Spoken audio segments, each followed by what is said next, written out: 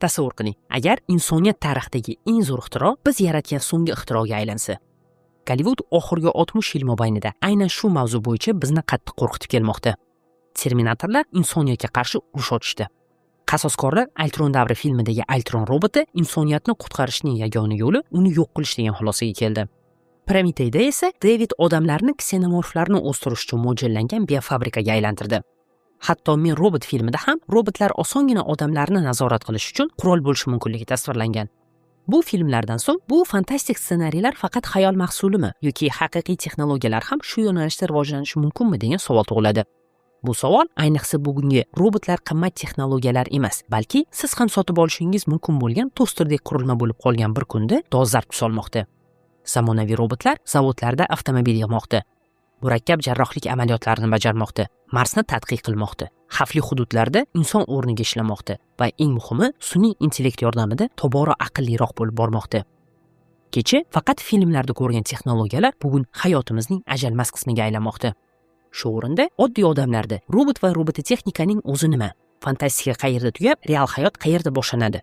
Robotlar insoniyatning ishonchli yordamchisiga aylana oladimi? Yoki biz asta-sekinlik bilan filmlarda ko'rsatilgan ssenariylarga yaqinlashmoqdamizmi degan savollar ham paydo bo'lmoqda. Bugungi videoda biz mana shu savollarga javob izlab, robotlarning high-tech dunyosiga sayohatni boshlaymiz. Videoni oxirigacha ko'ring va siz sun'iy intellektning robototexnikadagi o'rni hamda Terminator yaratishga qanchalik yaqin qolganimizni bilib olasiz.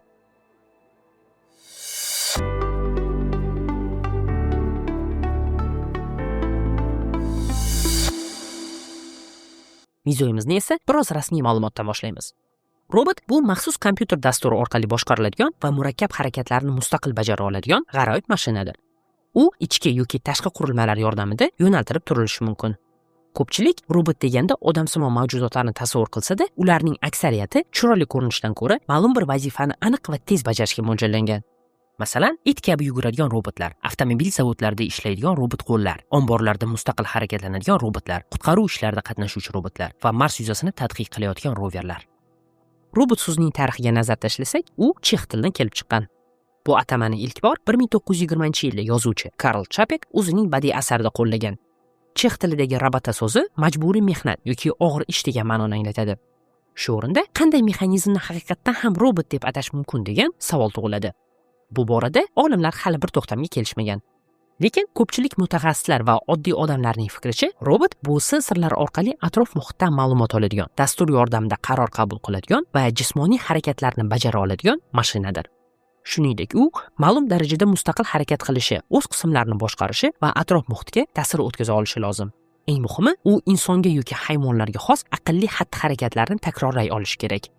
Robot so'zi nafaqat biz ushlay oladigan jismoniy mashinalarga, balki virtual dasturlarga ham tegishlidir. Virtual ko'rinishdagi bunday yordamchilarni biz odatda botlar deb ataymiz.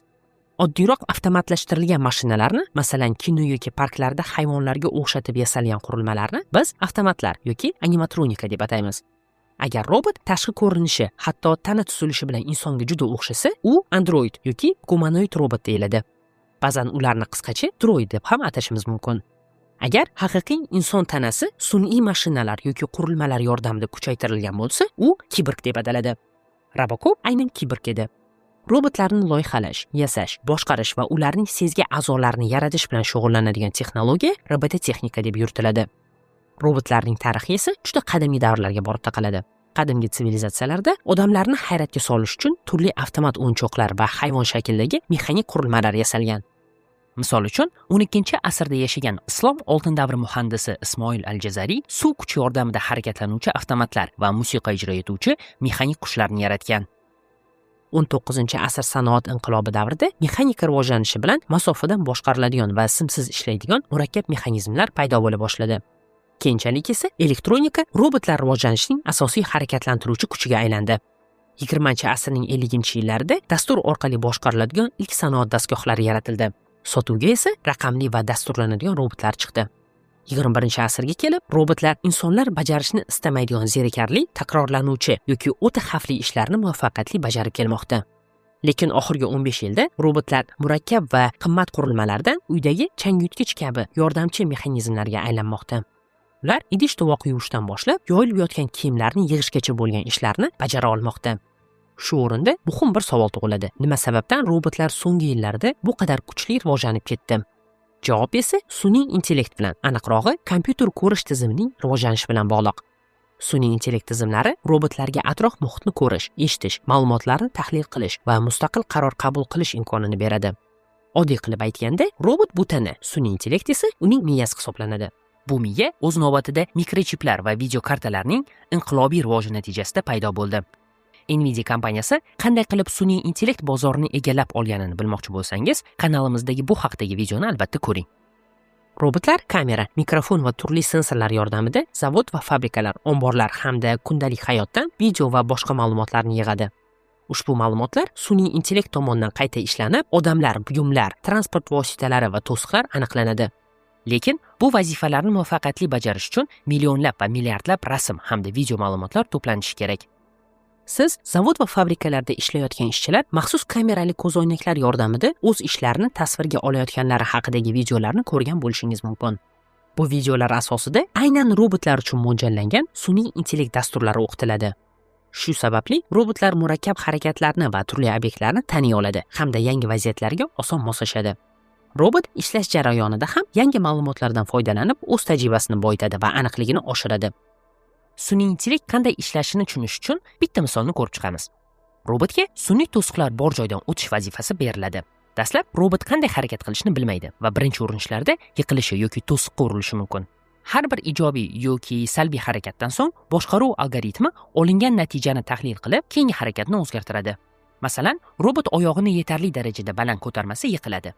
Tizim bu holatni salbiy natija sifatida baholab, keyingi urinishlarda qadam balandligini o'zgartiradi. Agar qadam muvaffaqiyatli bajarilsa, ushbu harakatni tanlash ehtimoli oshadi.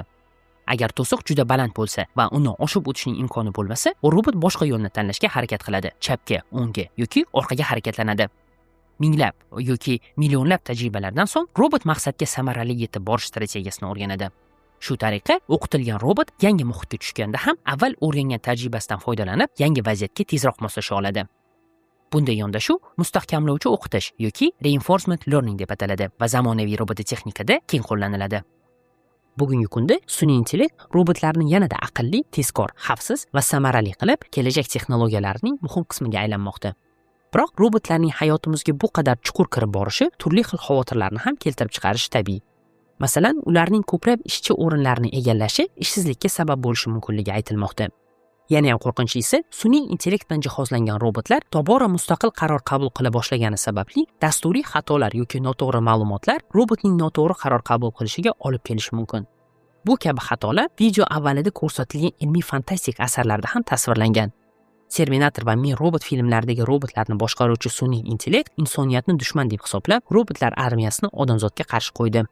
Terminatorda bu qarshilik yadro qurolining ishlatilishiga va insoniyatning inqiroziga olib keldi. Lekin sun'iy intellekt dasturlari bilan ishlovchi olim sifatida ayta olamizki, Skynet yaratish hozircha bajarish qiyin bo'lgan ishdir. Shunday bo'lsa-da, robototexnikani rivojlantirish bilan birga xavfsizlik qoidalari, axloqiy me'yorlar va inson nazoratini ta'minlash ham juda muhim.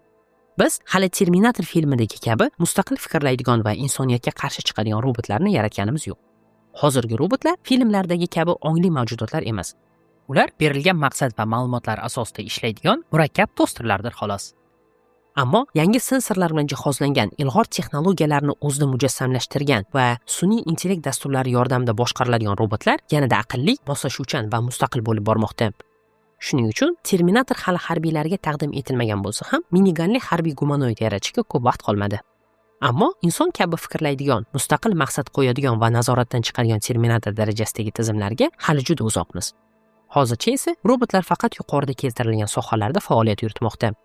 Ular insonlarga nafaqat murakkab, xavfli va ko'p vaqt talab qiladigan ishlarda, balki nihoyatda sodda vazifalarni bajarishda ham yordam berib kelmoqda. Kelajak esa robotlar va insonlar o'rtasidagi hamkorlik davri bo'lishiga ishonamiz. Chunki yangi texnologiya ishchi o'rnini egallash uchun emas, balki inson imkoniyatlarini kengaytirish uchun xizmat qiladi. Bundan kelib chiqqan holda ishonch bilan ayta olamizki, insoniyat Gollivud qo'rqitadigan kelajakka emas, balki inson va aqlli mashinalar hamkorlik qiladigan davrga ildam qadam tashlamoqda. Ammo aniq kelajagimizning qanday bo'lishi texnologiyalar rivojidan ko'ra, bu texnologiyalar nima maqsadda qo'llanishiga ko'proq bog'liq. E'tiboringiz uchun rahmat. Agar robotlarga yoki sun'iy intellektga bag'ishlangan videolarni tayyorlashda davom etishimizni istasangiz, videomizga like bosing, kanalimizga obuna bo'ling va videolarimizni tanishlaringizga tavsiya eting. O'zingizni ehtiyot qiling.